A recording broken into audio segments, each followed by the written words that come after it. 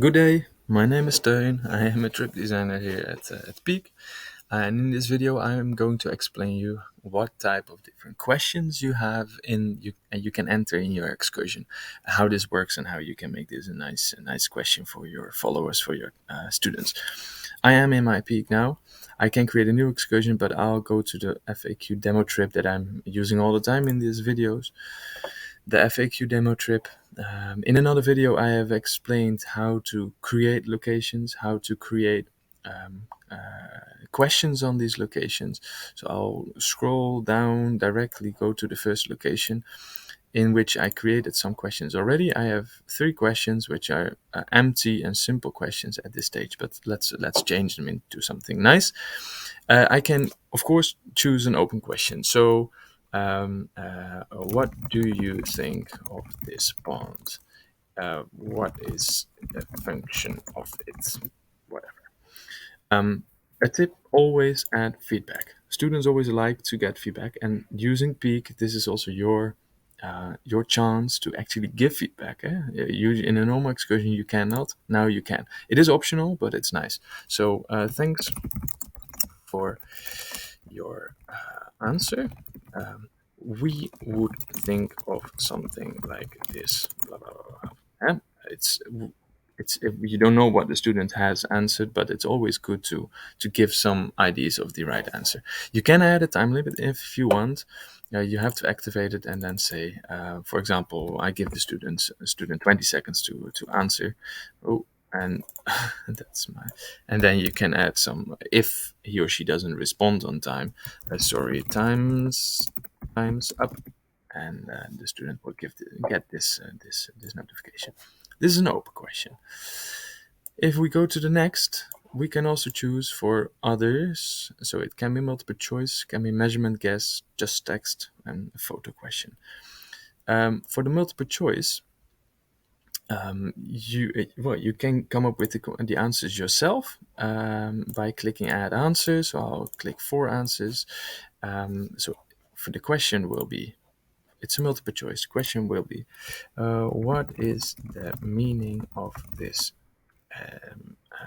Well, let's say, why is this tree situated here?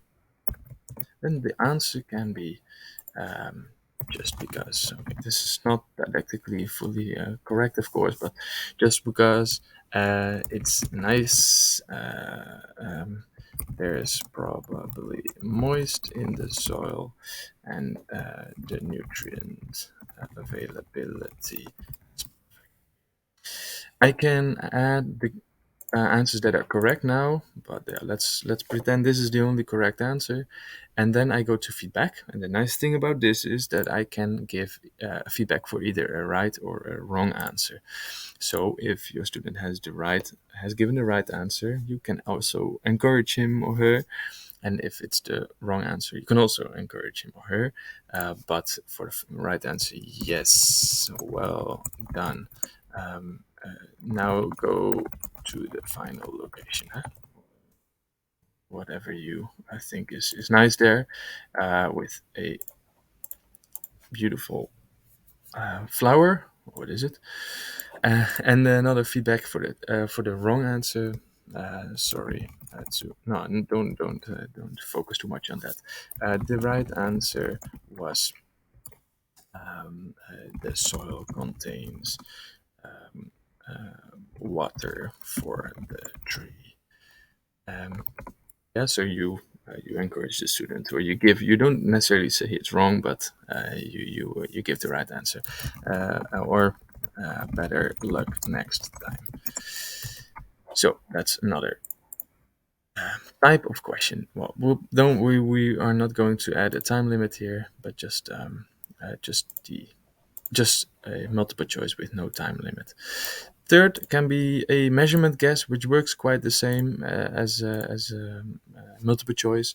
So what is the height of that tree you see?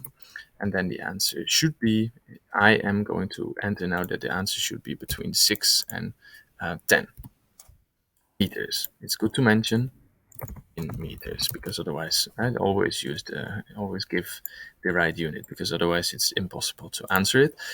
So between 6 and 10, and again I can give feedback for the right answer. Yes, well done indeed. And the wrong answer can be something like, not bad. We estimated it at 8 meters. Review this video to learn how to estimate the height of a tree yourself in 1 minute. And then I can add a link or whatever from YouTube or something like that, or a podcast or an audio that I have recorded. Um, but let's pretend I want another question. Another type can be just text, but yeah, this is just information. There will be no feedback or not even an option for the student to give an answer. It's just informative. And lastly, there will be you can add a photo question. So go find some track traces of beaver presence in this area. And so you force the student to look around and not only observe but also make a picture. So they will go in the field and trying to find a nice place to add a picture. So the photo question is not a photo from my side as a lecturer, but a photo to be uploaded by the student. And I can give feedback to that as well. Thanks a lot.